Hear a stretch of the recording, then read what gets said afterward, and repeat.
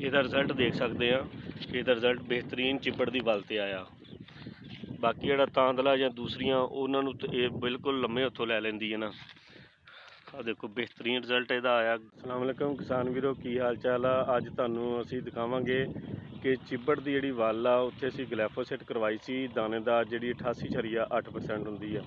ਉਹਦਾ ਤੁਹਾਨੂੰ ਅੱਜ ਰਿਜ਼ਲਟ ਦਿਖਾਉਂਦੇ ਆ ਵੀ ਉਹਦਾ ਰਿਜ਼ਲਟ ਚਿੱਬੜ ਦੀ ਵੱਲ 'ਤੇ ਕਿੱਦਾਂ ਦਾ ਆਇਆ, ਕਿਉਂਕਿ ਕਿਸਾਨ ਵੀਰ ਬੜੇ ਪਰੇਸ਼ਾਨ ਆ ਜਿਨ੍ਹਾਂ ਦੇ ਚਿੱਬੜਾਂ ਦੀਆਂ ਵੱਲਾਂ ਬਹੁਤ ਜ਼ਿਆਦਾ ਵਾ, ਉਸ ਤੋਂ ਬਾਅਦ ਮਾਕੜੂ ਆ। ਉਹਦੇ 'ਤੇ ਤੁਹਾਨੂੰ ਇਹਦਾ ਅੱਜ ਰਿਜ਼ਲਟ ਦਿਖਾਉਂਦੇ ਆ। ਫੀਲਡ ਦੀ ਜੀ ਪਹਿਲੋਂ ਦੀ ਤਸਵੀਰ ਆ, ਵੀਡੀਓ ਬਣਾਈਆਂ ਸੀ ਸਪਰੇਅ ਕਰਨ ਤੋਂ ਪਹਿਲੋਂ। ਇਸ ਤਰ੍ਹਾਂ ਚਿੱਬੜਾਂ ਦੀਆਂ ਇਹਦੇ ਵਿੱਚ ਵੱਲਾਂ ਸੀ ਬਹੁਤ ਜ਼ਿਆਦਾ ਸੀ।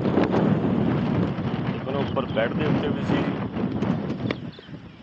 ਆਹ ਫੀਲਡ ਦੀ ਸੂਰਤ ਹਾਲ ਸੀ।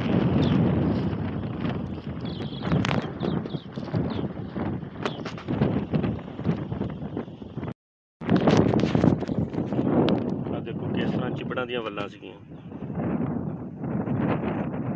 ਅਗਰ ਇਹਦੇ 'ਤੇ ਟਾਈਮ ਨਾਲ ਇਹ ਸਪਰੇਅ ਨਾ ਹੁੰਦੀ ਤੇ ਇਹਨੇ ਕੀ ਕਰਨਾ ਸੀ, ਨਰਮੇ ਸਾਰੇ ਨੂੰ ਜਿਹੜਾ ਨੱਪ ਲੈਂਦੀ ਆ, ਫਿਰ ਨਰਮੇ ਨੂੰ ਇਹ ਕਿਸੇ ਬੰਨੇ ਹਿੱਲਣ ਨਹੀਂ ਦਿੰਦੀ।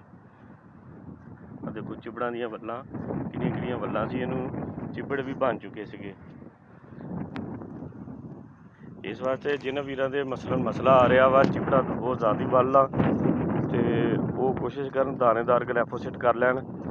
ਤੇ ਉਹਦੀ ਮਾਰਕੀਟ ਦੇ ਵਿੱਚ ਪੈਕਿੰਗ 500 ਗ੍ਰਾਮ ਵੀ ਆ ਰਹੀ ਆ, ਕਿਲੋ ਵਾਲੀ ਪੈਕਿੰਗ ਵੀ ਆ ਰਹੀ ਆ।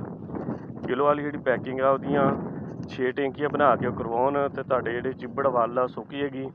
ਬੱਤਰ ਪੂਰਾ ਹੋਣਾ ਚਾਹੀਦਾ, ਸ਼ਾਮ ਨੂੰ ਠੰਡੇ ਟਾਈਮ ਸਪਰੇਅ ਕਰਨੀ ਚਾਹੀਦੀ ਆ। ਦੇਖੋ ਆਹ ਸੂਰਤ ਹਾਲ ਸੀਗੀ। ਆਹ ਰਿਜ਼ਲਟ ਚੈੱਕ ਕਰੋ ਜੀ ਇਹਦਾ। ਪਹਿਲੋਂ ਵਾਲੀ ਵੀਡੀਓ ਵੀ ਤੁਹਾਨੂੰ ਦਿਖਾ ਦਿੱਤੀ ਸੂਰਤ ਹਾਲ ਆ, ਤੋਂ ਬਾਅਦ ਵਾਲੀ ਚਿੱਬੜਾਂ ਦੀ ਵੱਲ ਦੀ। ਆਹ ਦੇਖ ਲਓ ਬਿਲਕੁਲ ਮਰੂੰਡਾ ਬਣਾਤਾ ਜੀ। ਬਿਹਤਰੀਨ ਰਿਜ਼ਲਟ ਆਇਆ ਇਹਦਾ, ਔਰ ਚਿੱਬੜ ਦੀ ਵੱਲ ਵੀ ਬਹੁਤ ਜ਼ਿਆਦਾ ਸੀ।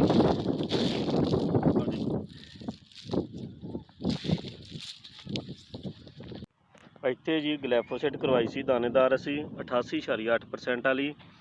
ਆਹ ਭਖੜੇ ਦਾ ਬੂਟਾ ਸੀਗਾ ਜੀ, ਕਾਫੀ ਵੱਡਾ ਸੀਗਾ। ਇਹ ਦੇਖ ਲਓ ਕਿੱਦਾਂ ਬਿਲਕੁਲ ਇਹ ਸਾਰਾ ਸੁੱਕ ਗਿਆ ਵਾ। ਇਸ ਤੋਂ ਬਾਅਦ ਆ ਚਿੱਬੜਾਂ ਦੀ ਵੱਲ ਸੀਗੀ, ਇਹ ਵੀ ਸੁੱਕ ਗਈ ਤਕਰੀਬਨ।